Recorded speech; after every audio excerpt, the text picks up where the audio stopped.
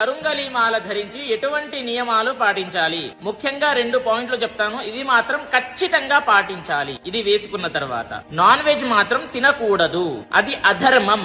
అధర్మం ఎక్కడైతే ఉంటుందో ఇది పని చేయదు. చాలా మంది చెప్తూ ఉన్నారండి వేసుకోవచ్చు ఏమీ కాదని చెప్పేసి, కానీ మీకు రిజల్ట్ రావాలి అని అంటే మాత్రం నియమాలు పాటించాల్సిందే అనేది గుర్తు పెట్టుకోండి. నాన్ వెజ్ తినేటప్పుడు తీసేసి దేవుని దగ్గర పెట్టేసేయండి. మరుసటి రోజు మళ్ళీ తల స్నానం చేశాక మళ్ళీ ధరించండి. శారీరకంగా కలిసేటప్పుడు కూడా తీసేయాలి అనేది గుర్తు పెట్టుకోండి. ఇంకొకటి, చావుకు వెళ్లేటప్పుడు అంటే పాడే మోసేటప్పుడు కూడా వేసుకోవచ్చా అని చెప్పిస్తారు. ఎందుకండి వేసుకోకూడదు చెప్పండి? అది ధర్మమే కదా, వేసుకోవచ్చు, తప్పేమీ లేదు. మీకు ఇంకా మంచి రిజల్ట్స్ వస్తాయి అలా చేసినప్పుడు. ధర్మంగా ఏదైతే అనిపిస్తుందో అది చేయండి, ఖచ్చితంగా మంచి రిజల్ట్స్ పొందగలుగుతారు. ఇంకొకటి, చాలా మంది అడుగుతున్నారండి ఒరిజినల్ మాల ఎక్కడ దొరుకుతుంది అని చెప్పేసి. చూడండి, నా దగ్గర అవైలబుల్ గా ఉన్నాయి. meepuja.com లో వెళ్లి బుక్ చేసుకోండి. మీకు ఒరిజినల్ మాల లభిస్తుంది. 41 రోజులు పూజ చేసి తర్వాత చివరికి అభిషేకము చేసిన తర్వాత మీకు పంపించడం జరుగుతుంది.